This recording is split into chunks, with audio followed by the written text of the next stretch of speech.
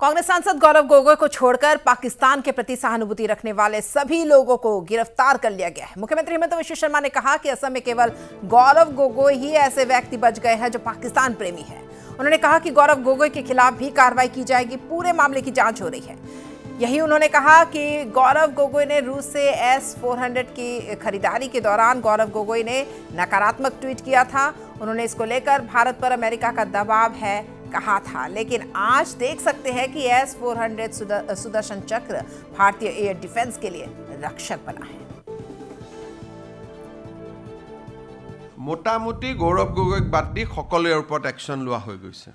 এজনে পাকিস্তান প্ৰেমী মানুহ বাছি আছে, তাৰ বাদে কোনো বাছি থাকে। বাকি সকলোকে আপুনি যদি চাই আকৌ এটা মই দিছো, সুখোই 400 কিনুতেও কিন্তু গৌৰৱ গগৈৰ বহুত নিগেটিভ অবজাৰভেশন আছিল। তেওঁক মই আজি এবাৰ মই যদি মোৰ লগত আছে মই টুইটটো দেখুৱাই দিব খুজিছো। These are very dangerous element we have inside our country. সেইকাৰণে বাকিটো এবিলাকটো মই কন্ট্ৰোল কৰি থাকিব পাৰো, চিন্তা নাই। এটো চাব গৌৰৱ গগৈয়ে টুইট কৰিছিল, there is a pressure on India from the US on trade Iranian oil and Russia's S-400. Indeed, I don't want government to reply on the floor of the parliament. I am sure you would have studied this in greater detail. I will require you to share the link of your story. মানে কোনোবা প্ৰবীণ সাহানিয়ে tweet দিছিল যে Modi গভৰ্ণমেণ্টে S-400 গণ্ডগোল কৰিছিল।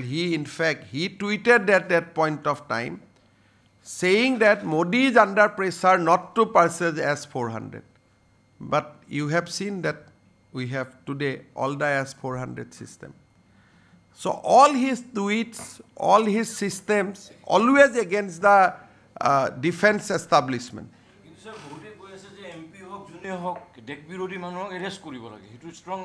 আপোনালোকৰ মৰমবিলাক কমিব লাগিব না। মইতো এৰেষ্ট কৰি দিম, এতিয়াতো যাক এৰেষ্ট কৰিছো আপোনালোকে নিগেটিভলি লিখা নাই।